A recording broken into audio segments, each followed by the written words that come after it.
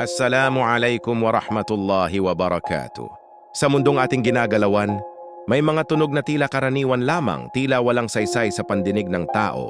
Ngunit sa Islam, may mga tunog na hindi pangkaraniwan sapagkat ang mga ito ay babala, paalala at mensahe mula sa di nakikitang mundo. Isang tila simpleng tilaok ng tandang, isang nakakatakot na iyak ng asno, o isang biglaang tahol ng aso sa gitna ng gabi. Mga kapatid, hindi ito basta tunog lamang. Ang Propeta Muhammad sumakanya, nawa ang kapayapaan, ay nagturo sa atin ng isang napakalalim na aral, isang aral na nagpapaalala na may mga nilalang na nakakakita ng hindi natin nakikita. Ngayong video, ating uunawain ang katotohanan sa likod ng tilaok ng tandang at iyak ng asno ayon sa Quran at Hadith at kung ano ang dapat nating sambitin sa sandaling marinig natin ang mga ito. Lalo na ngayong papalapit ang banal na buwan ng Ramadan. Ako muli si Legendary Be Inspired, ang maghahatid sa inyo ng katotohanan tungkol sa Islam at mga kwento nito, ang Hadith, tunay na patunay. Isinalaysay ni Abu Hurairah na sinabi ng Propeta Muhammad, sumakanya nawa ang kapayapaan. Kapag narinig ninyo ang tilaok ng tandang, humingi kayo ng biyaya kay Allah Azza wa Jal sapagkat ito ay nakakita ng isang anghel. At kapag narinig ninyo ang iyak ng asno, humingi kayo ng kanlungan kay Allah Azza wa Jal laban kay Shaitan sapagkat ito ay nakakita ng isang demonyo. Isinalaysay ni Imam al-Bukhari. Isa pang hadith mula kay Jabir ibn Abdullah. Kapag narinig ninyo ang tahol ng aso o iyak ng asno sa gabi, humingi kayo ng kanlungan kay Allah Azza wa Jal sapagkat sila ay nakakakita ng mga bagay na hindi ninyo nakikita. Isinalaysay ni Abu Dawud. Bakit tandang at asno? Ang tandang ay kabilang sa mga hayop na pinahintulutan ni Allah Azza wa Jal na makakita ng mga anghel. Kapag ito ay tumilaok, isang anghel ang dumaraan, dala ang awa, kapatawaran at biyaya.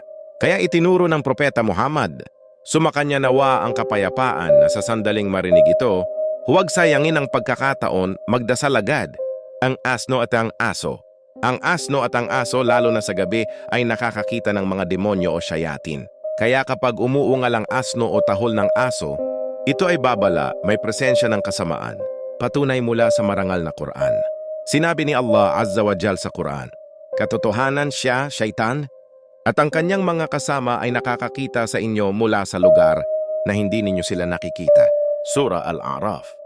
Ipinapakita nito na may mga nilalang na nasa ibang dimensyon na hindi kayang makita ng ating mga mata, ngunit nakikita ng ilang hayop sa pahintulot ni Allah Azza wa Jal. Mga dua na dapat sambitin kapag nakarinig ng tilaok ng tandang. Allahumma inni as'aluka min fadlik. Kahulugan. O Allah, hinihiling ko sa iyo ang iyong biyaya. Kapag nakarinig ng iyak ng asno o tahol ng aso. A'udhu billahi minash shaitanir rajim. Kahulugan. Ako ay humihingi ng kanlungan kay Allah laban kay Shaitan, ang isinumpa. Espesyal na dua para sa Ramadan.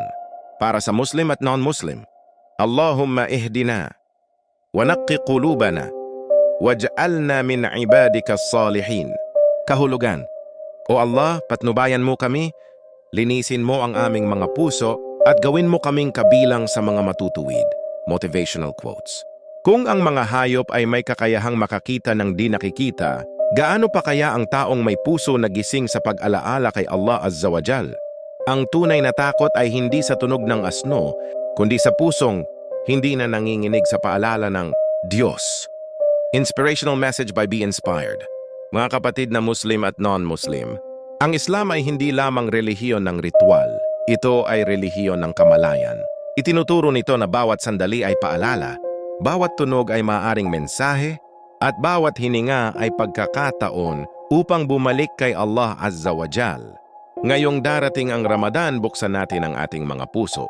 Kung ang hayop ay may kakayahang makakita ng anghel at demonyo, ang tao ay may kakayahang pumili ng tama at mali.